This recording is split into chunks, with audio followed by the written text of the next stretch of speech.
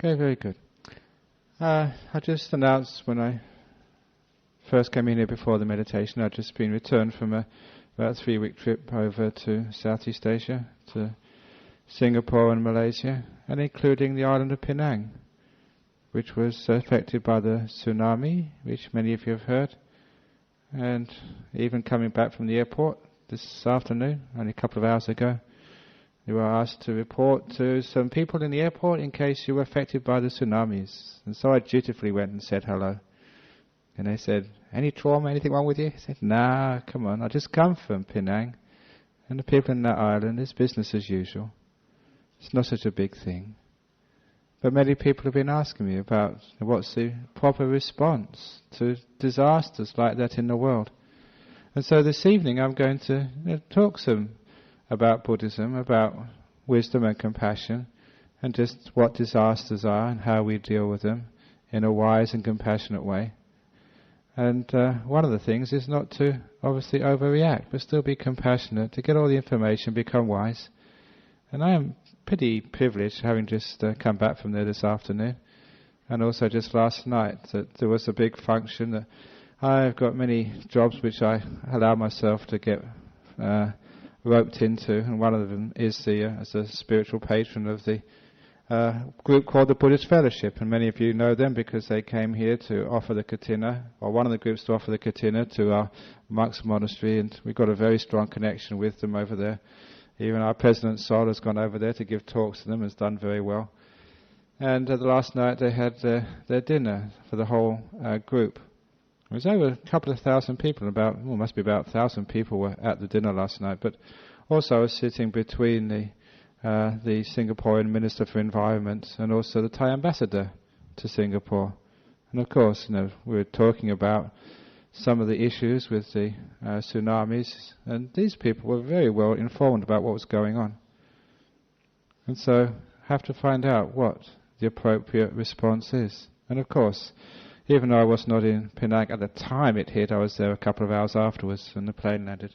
And it's only then that some of the people find out what was going on. Even as one of my disciples over there, they live on a place in Penang called Gurney Beach, which was one of the places which were hit. They didn't know anything about it till they came to the temple, and everyone asked, are you okay? Even my monks from Serpentine, they rang out trying to find me where I was in Malaysia. Saying, is Ajahn Brahm okay? Is he alright? That was very sweet of them to think of me like that, but I am protected, I'm okay. The point of the matter is that people have asked me, why do we have these natural disasters, and what should we do about them, and how can, as Buddhists, we relate to them with wisdom and compassion? So it's a very good story to try and get some sense, try and get some peace. What I said to the minister yesterday evening, I said to him, I must admit that it's my character just to wind people up a bit. And I said to him, have you heard about the second tsunami? It's either, what, the second tsunami? He was the minister for the water affairs and environment in Singapore, and he hadn't heard about the second tsunami. He said, what? What's happening? He was very concerned. And I said, there's another tidal wave of compassion which has been flooding the world. People have actually started caring. And I can actually see that wherever I go. People are trying to find ways to send things, to send resources, to look after, to help. And I say, what a wonderful thing it is. Whenever there's tragedies, it does tend to bring people together. And this is part of being a Buddhist. Whatever happens in the world, sometimes people say, why does this happen? Why do we have these things? That's not the right question. The question is always the thing, what are we doing about it? How can we sort of grow, learn, create some good things out of the bad things which happen to us? Because too often when people say, why do these things happen? Why do these things happen? I remember one of the teachers of our tradition, Ajahn Sumedho, was once asked this. I think it was the case so many years ago. There was an ordination ceremony in our monastery in England, one of the early ordination ceremonies.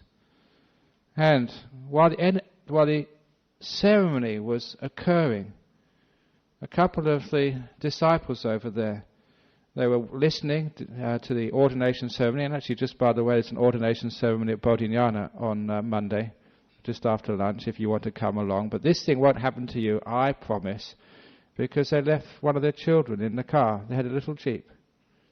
And the child was maybe only about 4 or 5 years of age. And no one to this day knows why, but the jeep burst into flames.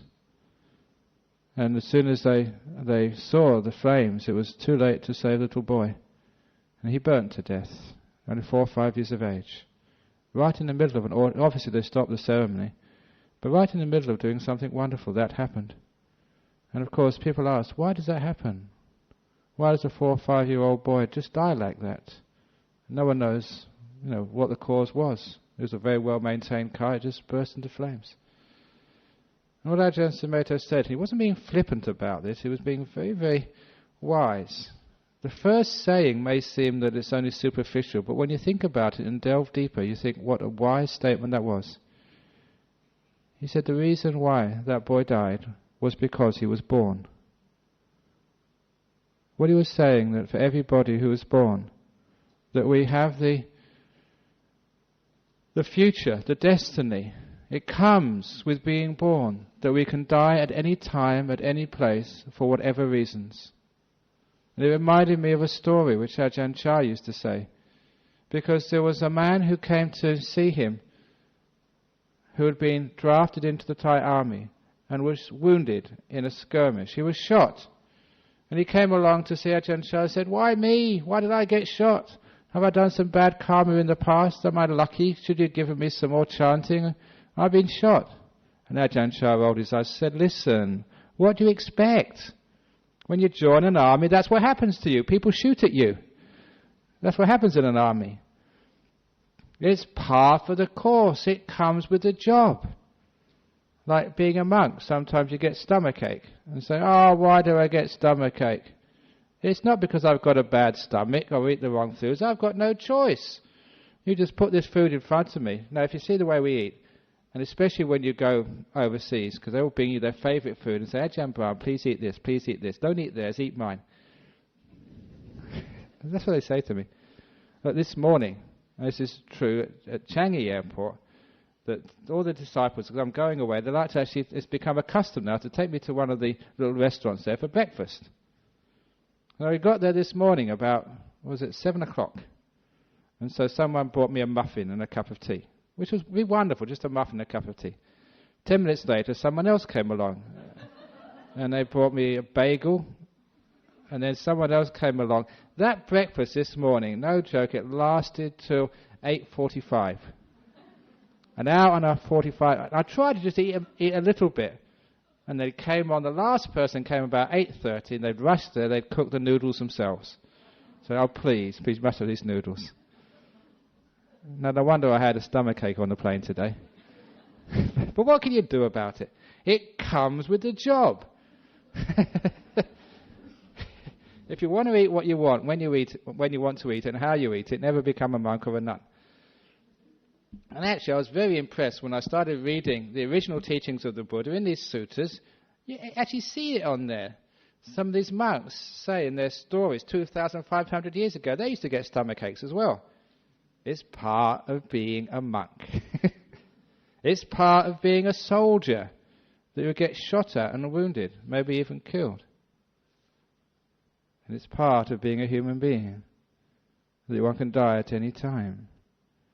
What he was actually saying there was very, very profound. We think that we shouldn't die. We shouldn't die this way. We should die that way. And that's the first thing there, just to please understand what life is all about. It's not a question of, why does this happen? It's just, if you are a human being, there are natural disasters, whether it's mudslides, whether it's floods, whether it's the natural disasters of dengue fever or malaria, whether it's cancers, whether it's heart attacks, whether it's road accidents. Even one of the members here, he lost his son in the Gracetown tragedy. A few people who were just camping under that rock face down south, and just no warning at all, the rock face collapsed upon them. He lost his son. These things happen. So sometimes we say, why does that happen? It happens because we're born. So what it means is that can happen to each one of us. What does that mean? It means that we know from tragedies like this, it reminds us of our mortality. It reminds us even if we meditate, we eat brown rice, we're vegetarians, and we exercise and we do yoga, we can still die. I got this shock when I was a young monk. Before I actually became a monk, I was into all sorts of alternative things. I was a vegetarian. I was even in a macrobiotic diet for a short while. Anything just to be weird. That was my motto in those days. Into yoga, anything which was going, I was into it. And on the television in Britain at that time, they used to have a yoga program. I remember it's called Yoga for Health. It was made in the United States. And I used to watch it obsessively, like, all these other things I used to watch.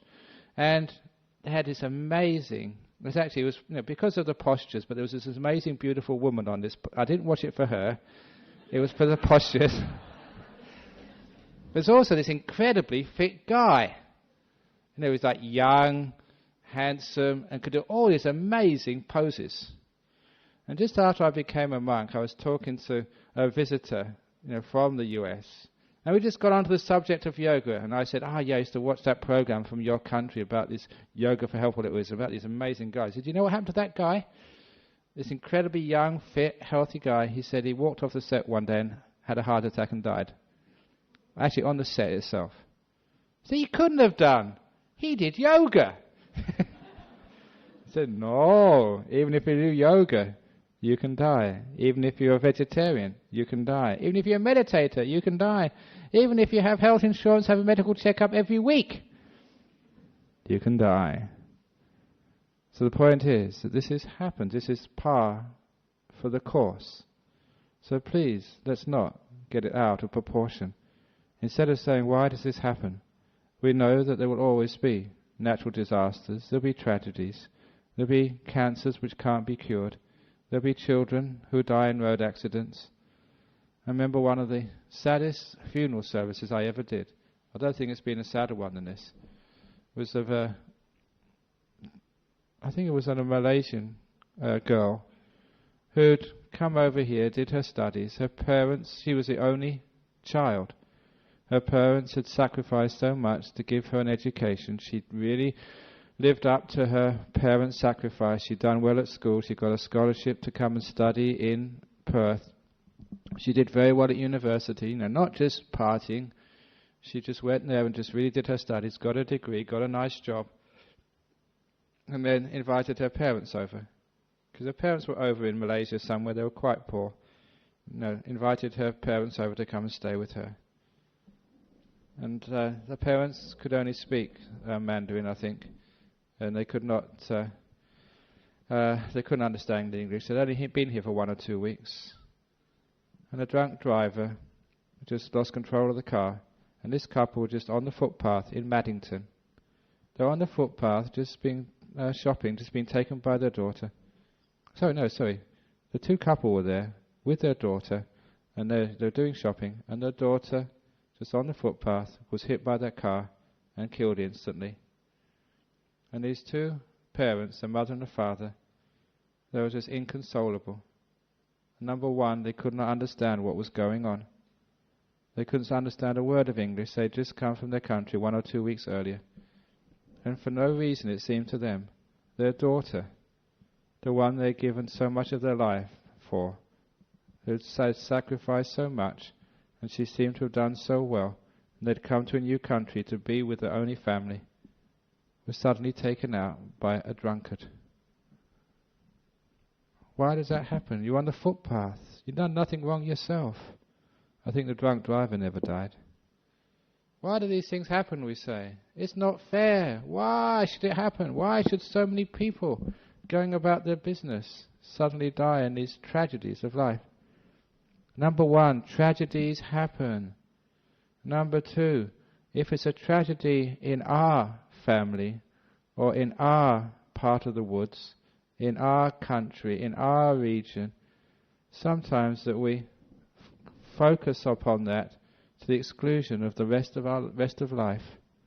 It's a strange thing, the way our perception changes the world. Sometimes we amplify things out of all proportions, for many, many reasons.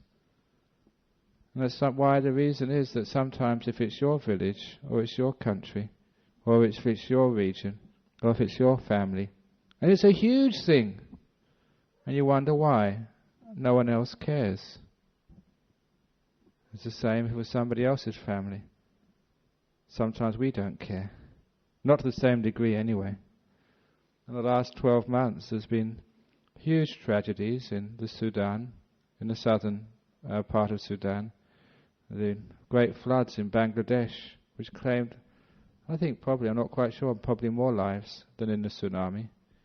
Just 1 year ago there was a big earthquake in northern Iran, in Brahm. There's been tragedies, there's been wars. But sometimes, why is it we focus on one thing and not another? I always reflect upon that, because as a monk, as a Buddhist, we don't just react, we think about things, we contemplate things. Why do these things happen? I notice in my own case, in my own experience, just how that sometimes we react. Attachment, fear, this is my place, my village, or my body, or my parents, or my child, or whatever. Why is it we don't cry over the death of all children? Why is it we only cry at our child's death? Why is it it's only our people, our village? I don't know, perhaps because I've been a monk for too many years now, and I travel around the world so much that sometimes this is not a joke, well, it's funny sometimes, but it's not really a joke. I really don't know what nationality I am. Because, look, I was born in England, and I was 9 years in Thailand, and now, the last 21 years in Australia. Some of my disciples over here say, Ajahn Brahm, you spend more time in Singapore than you do in Perth. And it's true, the Singaporeans, they say, welcome home, Ajahn Brahm. I shouldn't tell you that, but that's what they said when I got there this time. And then over in Malaysia as well. And it's true, whenever that plane lands in Changi, and I see all those people outside waiting for me, I think, these are my friends, my family, I'm coming home. And then you go off to KL, and people have these banners, Ajahn Brahm, welcome at the airport. And I think, isn't this nice? I come into all my friends in KL. And then you go out to Penang, and all these people are waiting, people I've known for years. They look after me, they feed me, and they're my friends, almost like brothers and sisters in the Dhamma. I think, isn't it wonderful getting to Penang? As soon as you get into that airport, you come across and see those beautiful hills. Isn't this wonderful?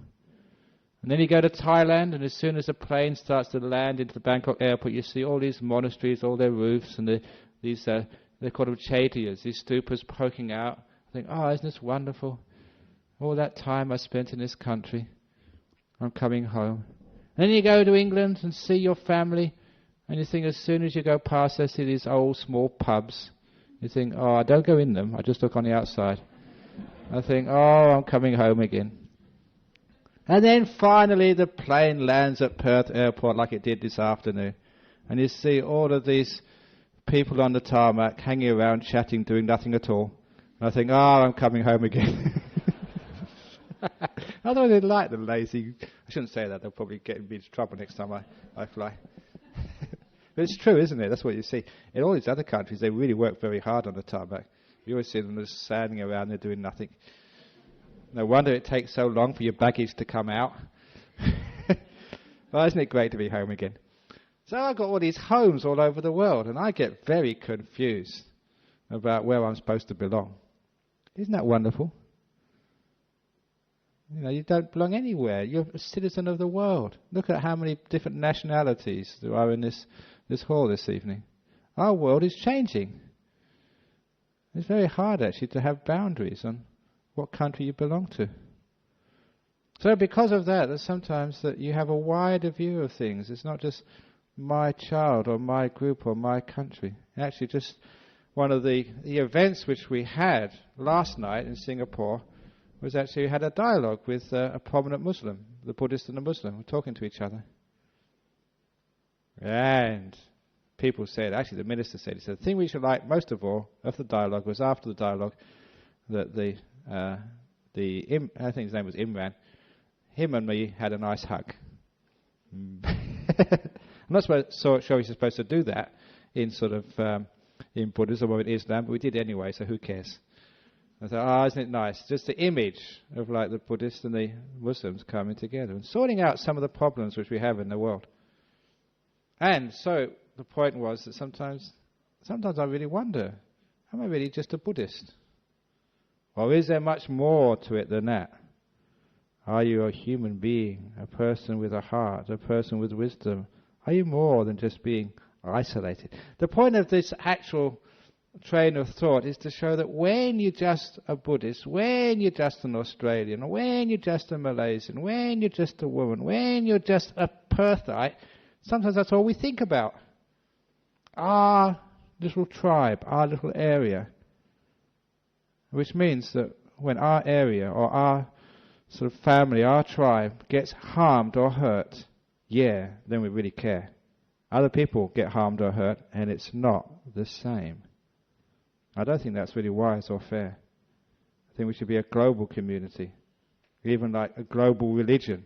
There's all religious people, including any atheists, agnostics, anybody, you can all come in. The spiritual sort of global.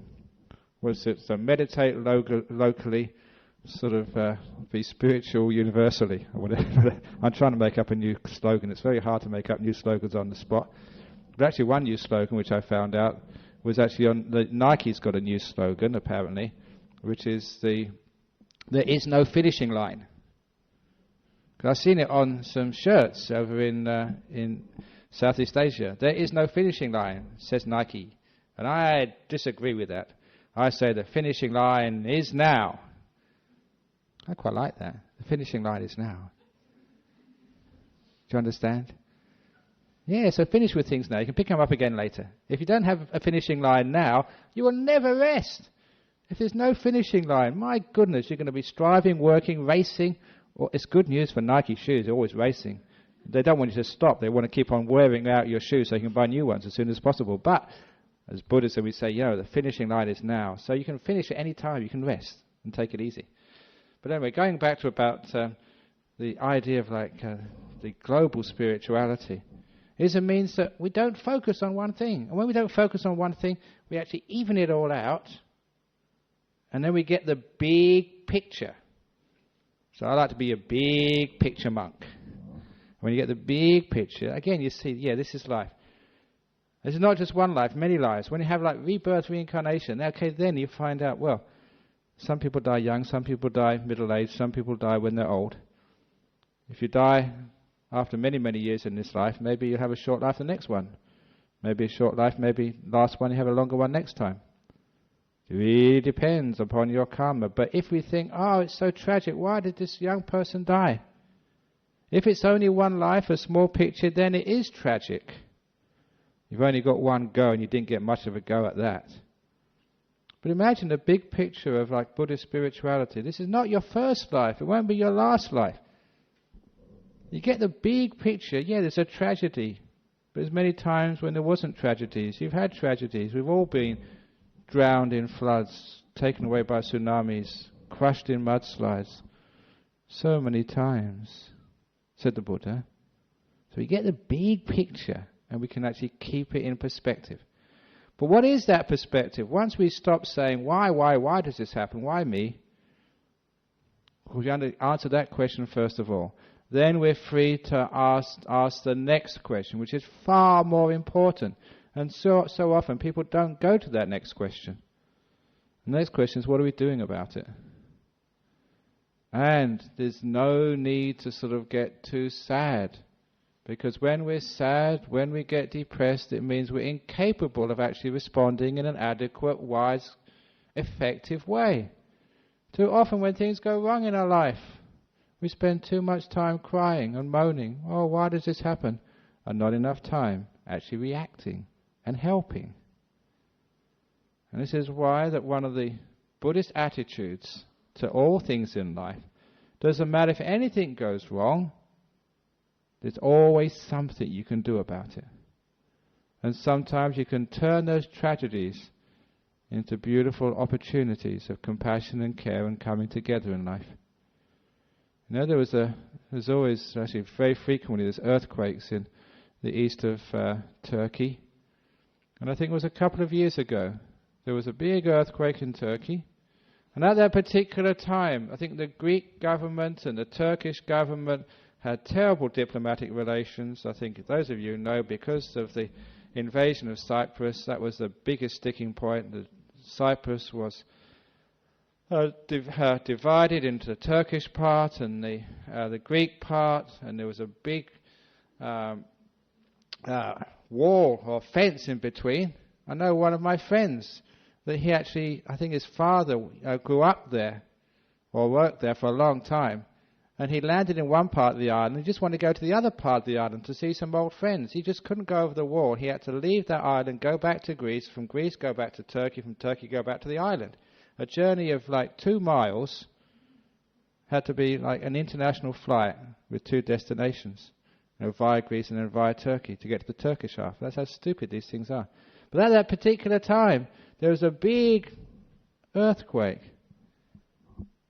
and the Greek government were very quick, because they were one of the closest countries, and they had lots of resources to send their army, helicopters, sheep, everything over there with heaps and heaps of supplies. And of course, when it comes to a disaster, you don't care if that's a person you've just had an argument with. You don't worry if that's sort of, they're Greek Orthodox Christians and you're Turkish Muslims. You don't care. You dig in the rubble side by side. You cry together.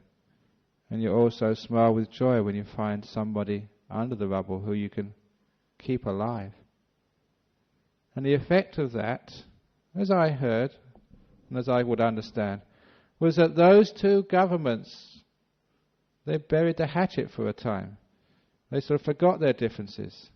They were friends, at least on the public level. Something good came out of that tragedy. And I think that, as you would all know, that tragedies in life, sometimes they do give us the opportunity to get something good, something wonderful, something spiritual out of the pain of life. Which is why that I've often just brought this down to earth and say, when you step in the dog poo of life, and maybe not in the dog poo, you have a whole truck of dog poo just dumped right on top of you, right up to your ears, that is always the opportunity to take it to your mango tree, dig it under the mango.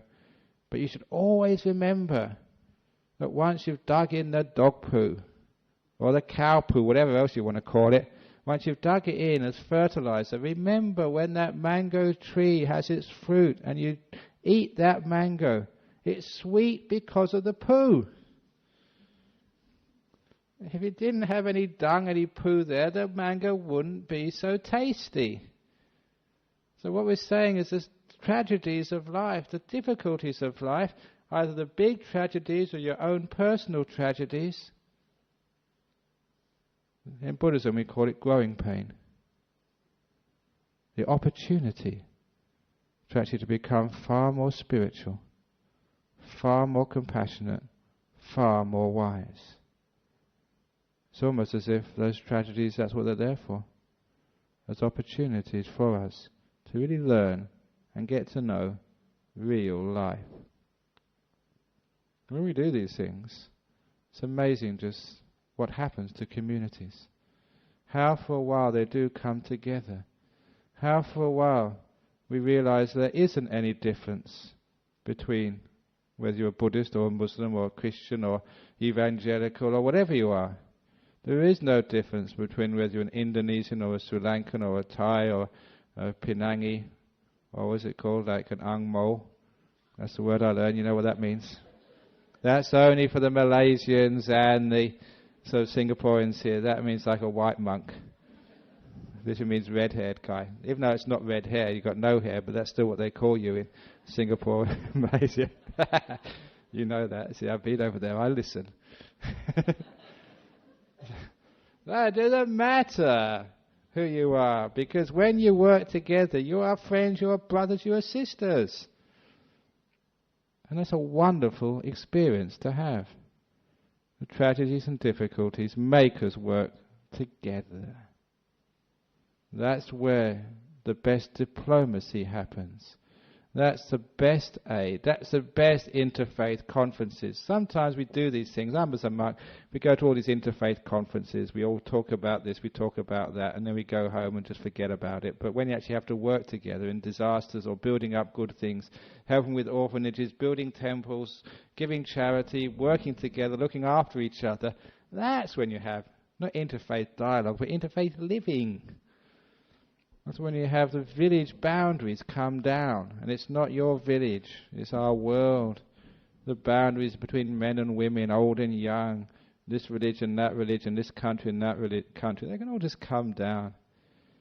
You travel from one place to another, you get up in the aircraft, you look out the window, and now you find you're travelling over Indonesia. It looks the same to Australia as far as I can see. I can't see it's a different colour like on the maps. I can't see like a line drawn over there when you go from Indonesia to Singapore, Singapore to Malaysia. I can see those lines on the maps, but they're not there on the ground.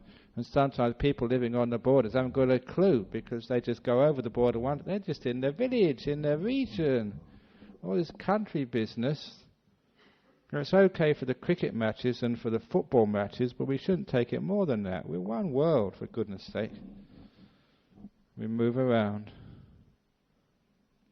But sometimes we can focus over much, just on our little area. I think we really should focus on the big picture of our world. And that way actually we can see where we can be active. Certainly as far as the Minister of Environment and Water Resources in Singapore was telling me last night. He said there's enough resources to help all the tsunami victims, even in Indonesia. He said the major problem for all governments is actually getting it out there. It's logistics. Because as many of you know, that those places which you've seen on the TV, the places where you've seen pictures, they're the places which are easy to get to. Aid, resources will be coming there very quickly. It's the places you haven't seen on the TV. The places where no newspaper has ever gone yet. They're the places which the governments know exist, and that's the places which are very, very hard.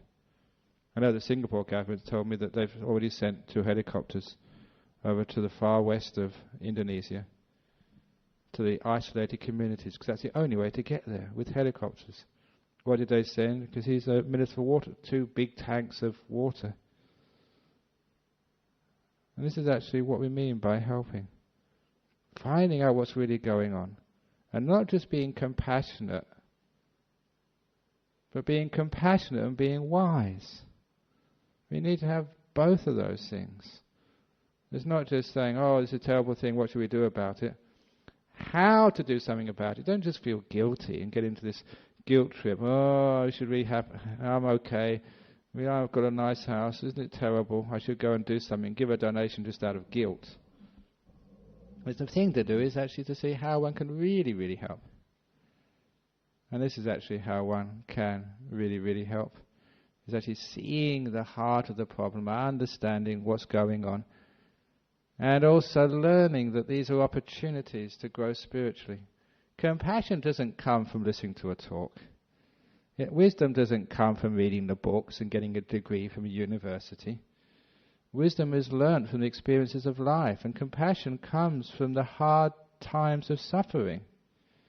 You should know that from your life. Every time you've really experienced suffering, it's an opportunity to grow in compassion. Your wisdom you learn from life. The books will give like a guidelines, a handbooks, but you've got actually to put that into practice in your life, your experience, to really understand why those words are there in the first place. And this is how one learns. Great opportunities. And so what is the opportunity for people here? It's not just to be compassionate and kind, but please think that that's you, swept out to sea. The person out there who was, I remember I read one girl who was clinging to her old door and got washed back again in Indonesia. She survived. There are many people who didn't. That's you out there. Imagine what it's like. When you imagine what these things are like, there are certain things in your life have more meaning. Other things have far less meaning. For example, all those arguments you have in your family. Those little things which you think about so much. He said that and she did that and my kids didn't do the right thing to me this evening and they're not doing their homework, they're not doing well in their exams, they should be studying more instead of just watching the video games so much.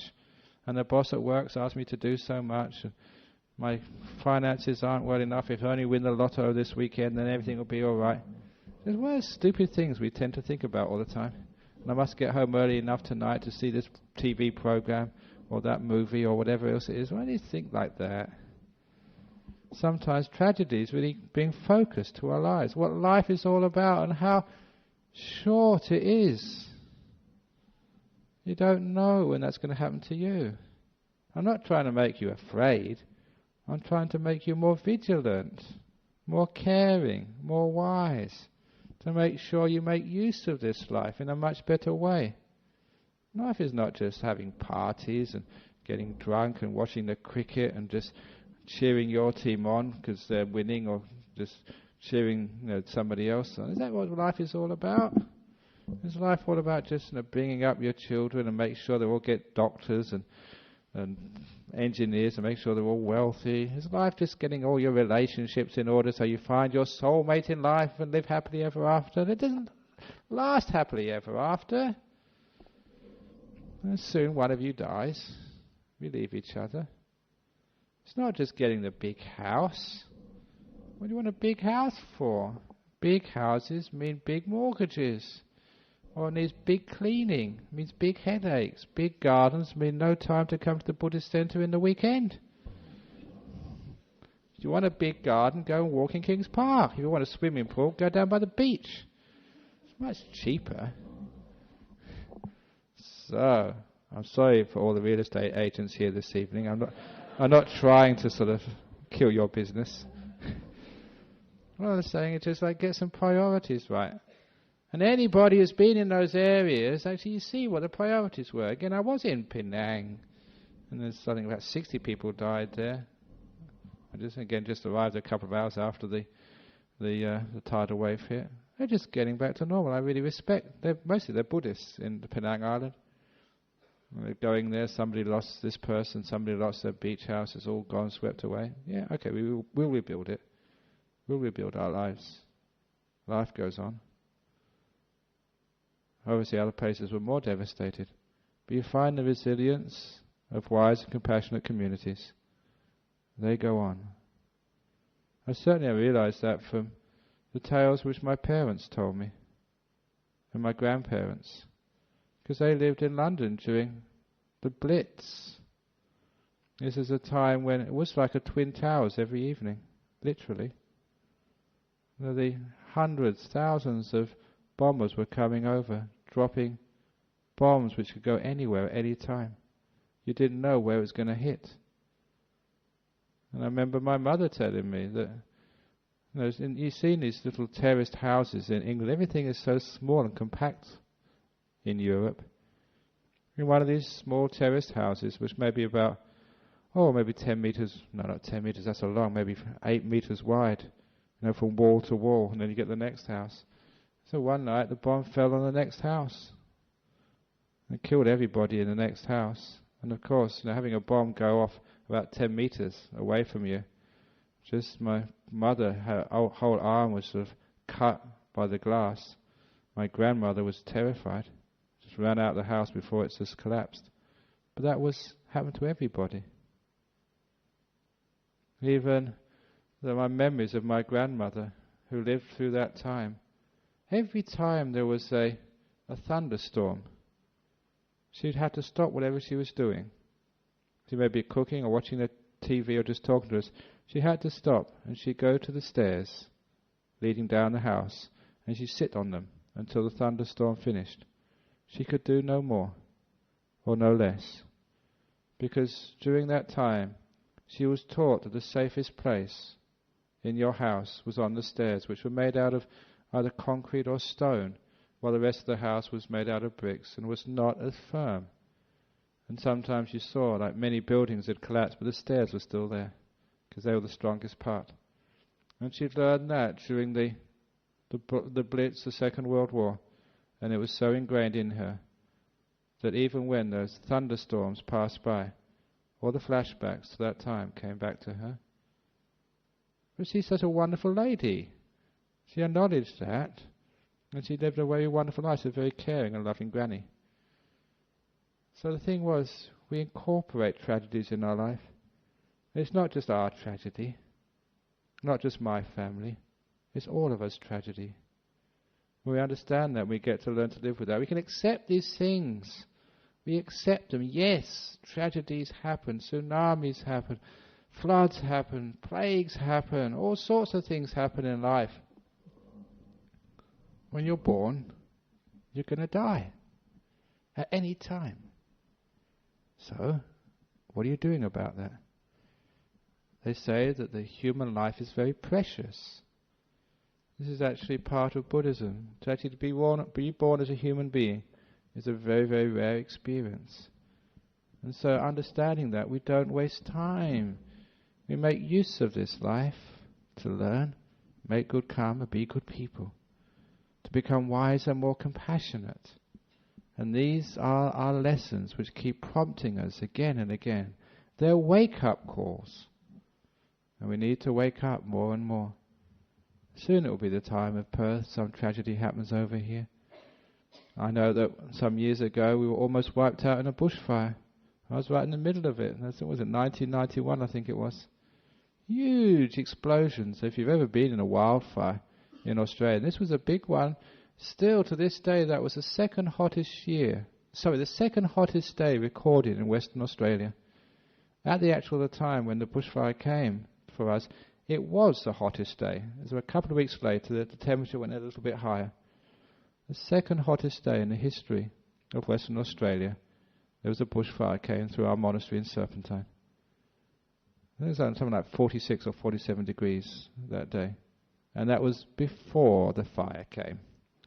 So obviously after the fire came, it was much hotter. It was there at the time.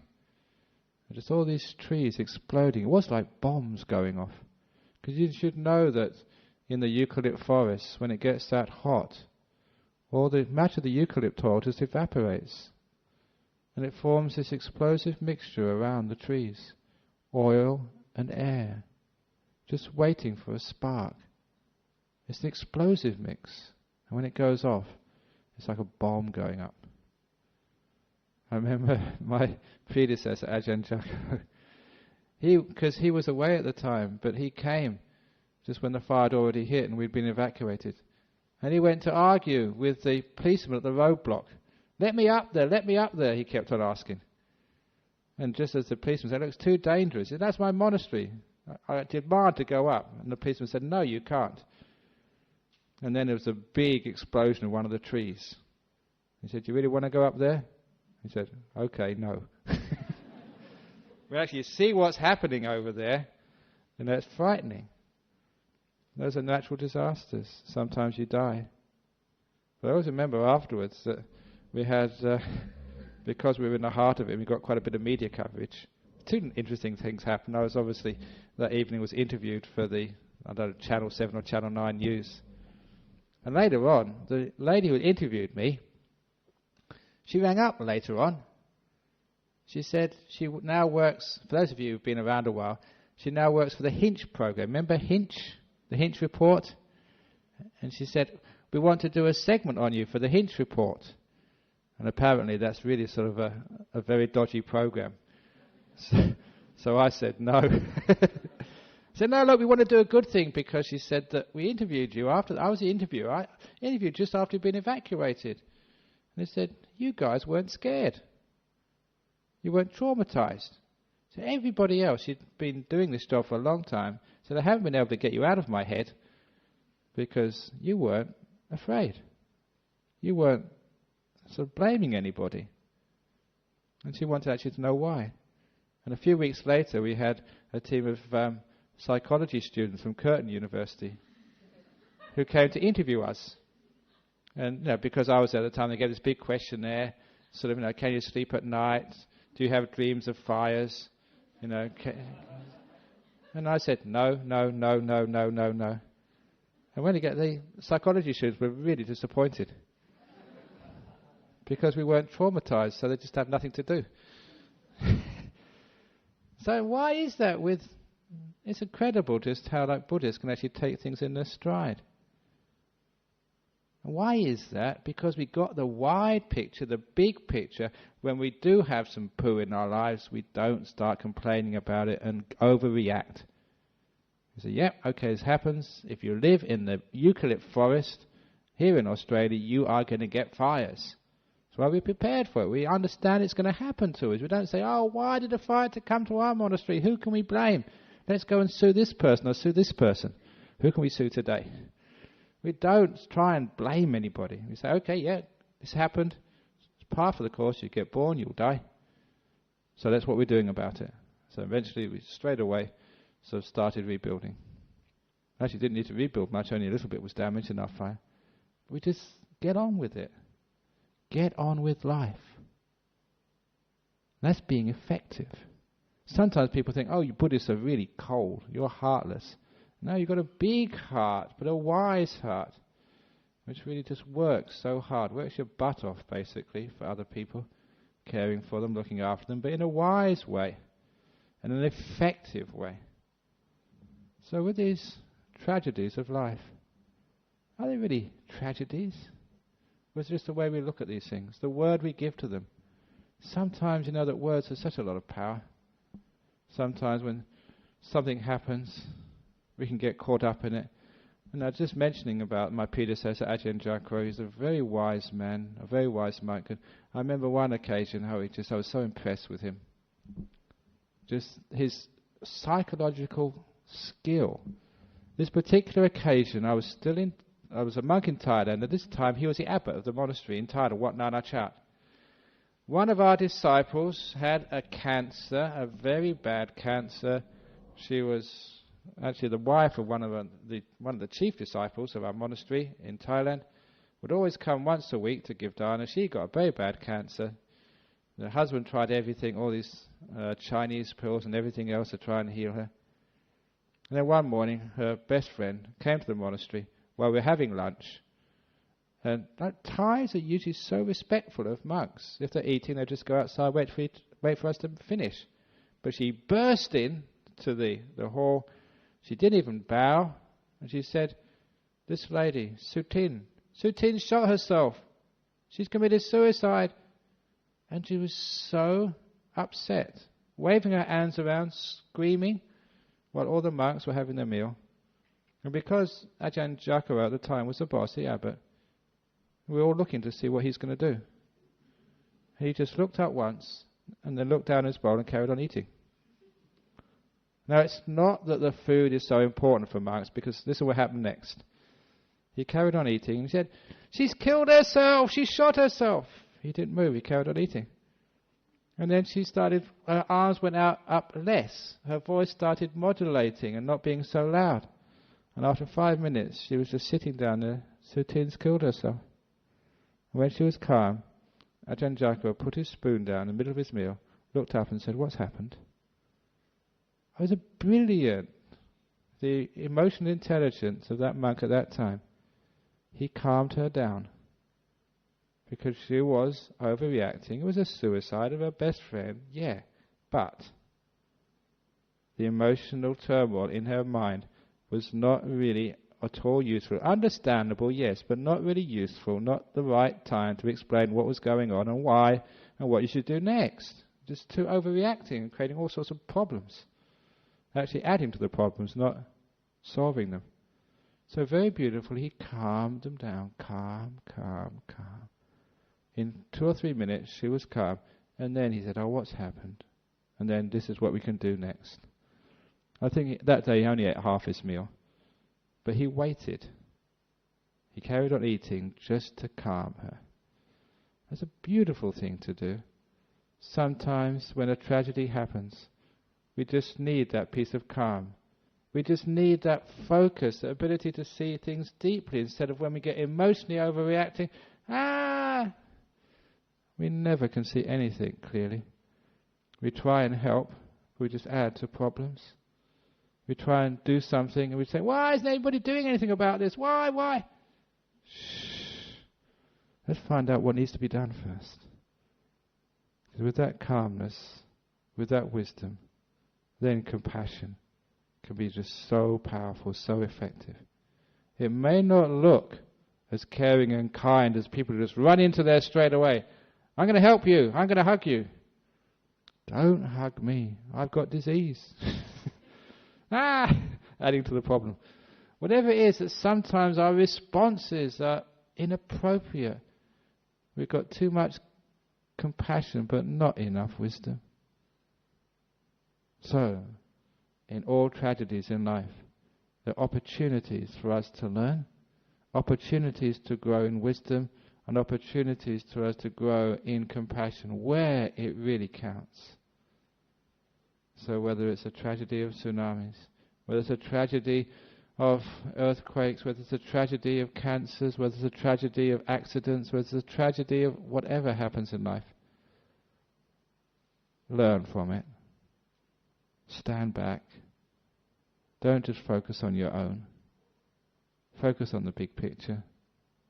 See the whole world, because tragedies happen every day.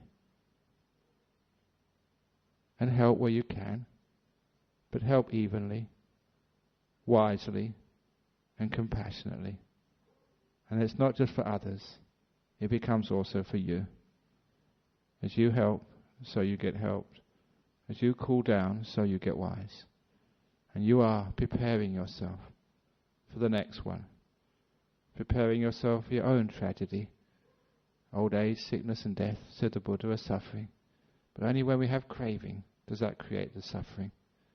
When we have the wisdom and the compassion, what once should be seen as intolerable, now we can tolerate it.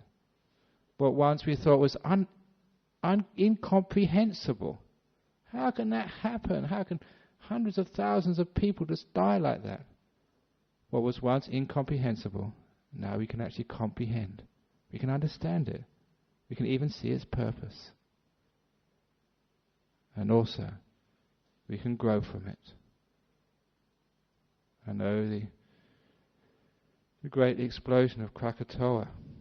The last time there was a huge, because there was an article by some author, it's in the Straits Times, that's the Singapore paper, about a person who wrote a book and researched this huge explosion in Java, or just off the coast of Java. It was about 100 years ago, I think. He said that so many people died, but then all that ash which came from that volcano which covered Java, that was one of the reasons it became so fertile. It's as if the destruction always gave way to life as well. I know that in Thailand, when there were monsoon floods, some people died. Many crops were washed away. But the farmers told me at the time, it doesn't matter, next year we don't have to pay for fertilizer. The fertilizer came with those floods. The silt and the mud which was left enriched their fields.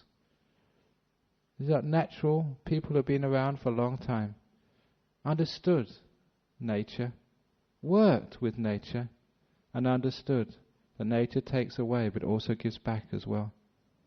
They were in tune with the cycles of life. Fascinating, but I really respect such people. So we learn, we understand, we accept, we give, we're kind, and we grow. That's life. So that's just a few reflections this evening on the tsunamis, because everyone's been talking about them. And again, we'll talk about them probably for another week, then we forget about them, and then until another disaster happens. Hopefully, we'll become wiser, kinder, and grow more at each time we have the opportunity to learn. So that's a talk this evening about the tidal wave of wisdom and compassion which is sweeping our communities, I hope. So, any comments about this evening's talk? Comments or complaints or questions? Okay, if so many die all at once, where do they go? Is there a traffic jam up in heaven? Is there a big queue, like sometimes when, the last time I came back to Perth, I put not me, it was actually waiting for one of the monks, Ajahn Brahm, who was here a few days ago. Was Ajahn Brahm? Yeah, I think it was. Yeah, 3 planes arrived at the same time. And his was the last.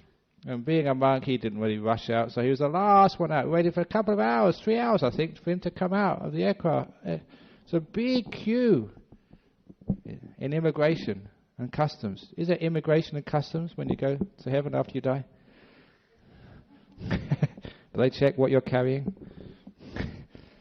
Have you got permission to come into heaven? Is your visa all stamped yet to go into heaven? Or you haven't done enough karma? I'm sorry, you haven't got a visa yet to come in.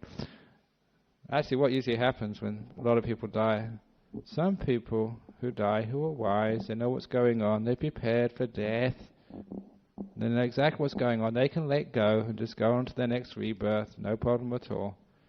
But some people, it's amazing, just they get confused by their sudden death. I think confusion is a big word. Sometimes they don't know if they're dead, why they died. So very often there's ghosts around after a major tragedies like that. I've known places in time where there's been floods, where there's been major tragedies, and the monks have to keep going back there because sometimes the ghosts, because they're not ready to die, or they think they're not ready, they should be, my goodness. We should always be ready to die. So sometimes they linger around there for a while. So that's why you always get priests or monks going around, whether it's to the places in Bali where the bombings went off, or into the beaches in Phuket and Thailand. There'll be monks there pretty soon doing ceremonies. And probably in Indonesia, the Muslims will be going to those places to do ceremonies. In Sri Lanka it will happen as well, in India. Because all that is actually when a person dies, you know exactly what's going on, leaving their body. Sometimes they just need to be given a bit of a nudge into their new life. Come on, come on, come on, come on. Let go of this world. You're dead now. Come on. Remember all the goodness you've done. Let go of your family and your possessions. Now's the time to go on. Releasing the ghosts from their attachment to this world. Sometimes you have to do that when so many people die at the same time. And the other question which people ask as Buddhists, is it when people die all at the same time in one big event, is that like group karma? And sometimes I know that according to the books, there's no such thing as group karma. We're all each the individual of our karma. What you do doesn't affect me. What I do doesn't affect you. But again, there is, in a sense, a group karma. Like all of you have come to listen to the Dhamma this evening. You've all come together to do something which is really good. So isn't it the case that sometimes we receive the fruits of that goodness together? Sometimes you have like armies. They go into battle, but not just a battle. They go and destroy a whole village together. They do like a great war crime, we call it these days, together. Sometimes they receive the fruit of that bad action together. Sometimes you have gangs who go and rape or steal or even kill. They do it together. Sometimes they receive the fruit of that bad action together. So yeah, in that sense, there is such a thing as group karma. Sometimes that's what happens. So thank you for that. Any other questions or comments? Yeah.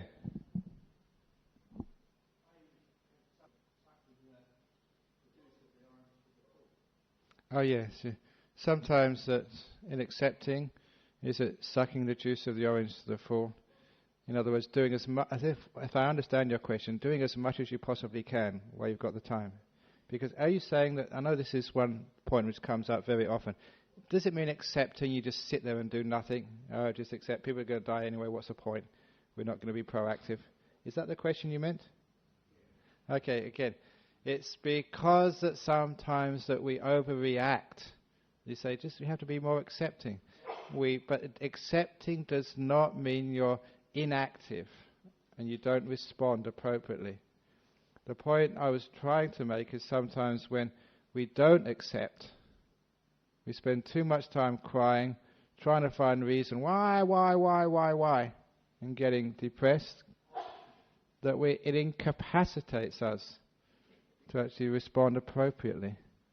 But perhaps the best answer to that common complaint about Buddhism, that Buddhists are just too inactive, is that little story I've got in my book of Opening the Door of Your Heart, which comes from an anecdote from the time of the British Prime Minister Harold Macmillan.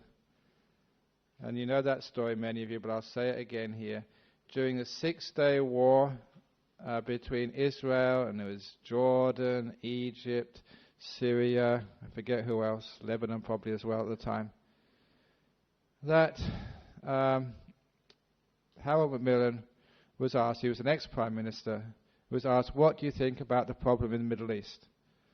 And he answered the journalist, "Sir, there is no problem in the Middle East." The journalist responded, "How can you say that? There's a war on as we're speaking." And the Prime Minister, ex-Prime Minister said, "Sir, a problem is something with a solution. There is no solution in the Middle East, therefore it can't be a problem." Now, that was such a great saying. You realize the meaning behind it was, if there's something to do, then it's a problem, do something. But if there's nothing to do, that's where we have to have the acceptance. And a lot of times, the life and death, tragedies. How can we stop sort of earthquakes and tsunamis? Tsunamis will happen, and even with warning systems, sometimes the warning systems will never be perfect. You know, we can have scans of women's breasts and people's prostates, but still there will be cancers coming on. We try and do our best, but we have to also have acceptance. And just from what I've heard over the last few days, what I've read in the newspapers, there isn't sufficient acceptance of the tragedies of the tsunamis, and I think that is hindering the relief effort. Too much hand-wringing, not enough using your hands for other purposes.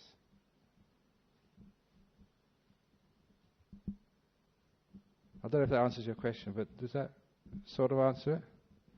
Okay, getting towards it. Okay.